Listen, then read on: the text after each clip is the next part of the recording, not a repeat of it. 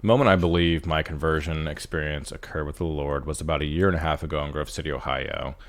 Maybe surprising for some to hear that, as I have grown up in the church. I have been raised in a Christian household. I made an initial profession of faith around 6 years old, and I was baptized shortly after. From there, I went through Awanas. I went through the youth group. We went to different camps and conferences. And I ended up at Cedarville University, a Christian school, right out of high school. So I was doing all of the things that a Christian was supposed to do.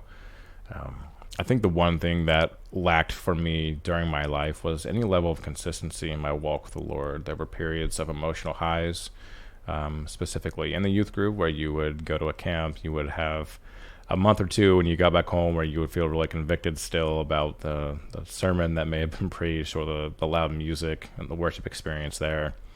But ultimately, I always came back to my reality, and that was not a life that was pursuing Christ. It was not a life that really enjoyed or longed to do anything else other than enjoy my sin. And so that's what I did. And about a year and a half ago, a little before that, the Lord laid it on my heart to read through John's first epistle. In this text, he implores you to examine your life, to look at the fruit that you are bearing, and to compare that to what the Bible would describe a Christian to be. And in reading this, I became convicted. I had more questions about my salvation.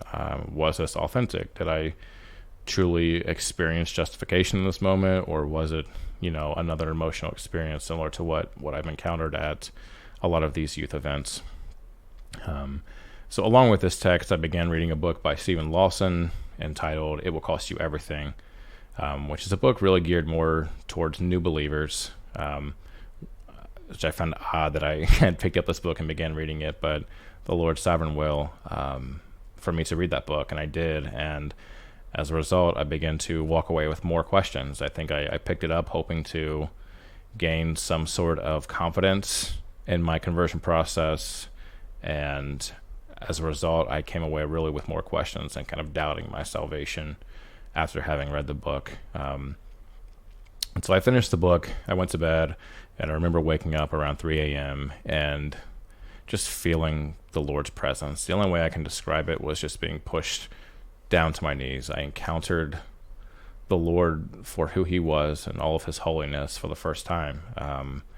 I saw myself, I saw all of the sin in my life, and was just truly humbled before the Lord. It was the first experience that I had where I didn't feel better about myself. I didn't feel an emotional attachment to the Lord, or some sort of highly emotional moment where I was connecting with God and feeling super spiritual. It was the exact opposite. I felt the Lord exalted. I felt myself humbled before him. And it's at that point that I believe the Lord truly saved me. So in light of that, Tina and I are being recommended for membership at our new church, Grace Baptist. In the coming months, it's likely that I will be baptized again. And I know that will probably draw up some questions from people who have known me to be a believer. And so I'm hoping that in sharing this story, we can clear some of that up. I'm hoping that if you're struggling with this, you will read through First John, that you will buy Lawson's book. It's an excellent resource to help you work out some of those questions in your own life. There's no decision that's more important than this. So yeah, thanks for listening.